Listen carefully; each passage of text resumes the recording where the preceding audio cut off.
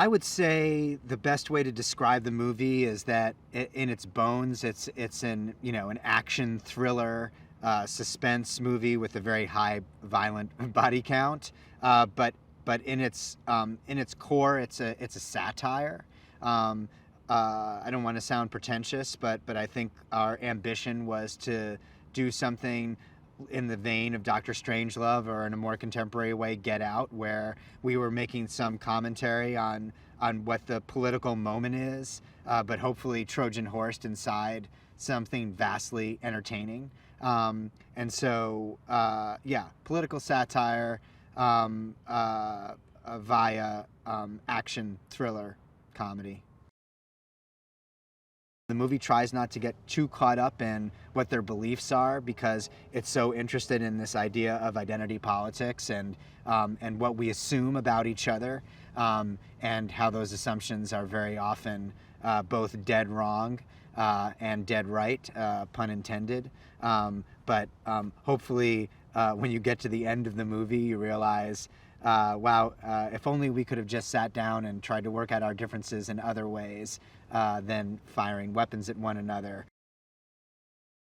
When we started reading actors for Crystal, we pursued Betty, and she went on tape in her audition, and she did the mom and pa scene. And as soon as she said, "You done fucked up, bitch," and sort of kind of like did this little kind of like boxer like stride, like Nick and I just looked at each other.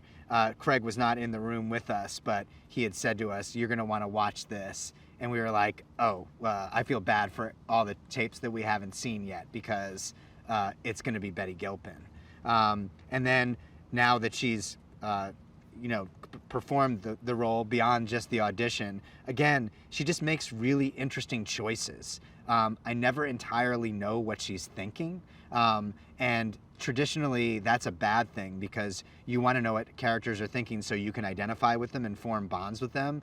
But I think in the case of Crystal, to have a character where you're like, is she lying? Is she telling the truth? Is she like a horrific murderer, or does she feel remorse? I can't like really sink my teeth into it. She's keeping me at arm's length, but at the same time, she's completely and totally drawing me in. It's a magic trick. I've never ever seen anything like it, and it's all a testament to Betty's incredible talent. I think that at the end of the day, that our intention was to make a movie that everybody could go see, that they could see themselves reflected in these characters, but also understand that it was a very heightened version of these characters. That ultimately, I do think that the movie tries not to take sides, but it's also impossible not to root for the people who are being shot at the entire time. And I think that our broader sense of things have gotten very extreme, and this movie feels like ridiculous on many different levels. But the scariest part of this movie is that, is it that ridiculous? Don't we believe in some things in the conspiracy world that are just as absurd as what we just saw unfold here? And at the end of the day, like, the hunters and the hunted are of specific political affiliations, but we tried not to get overtly political, but at the same time code the movie so that you kind of knew who was who.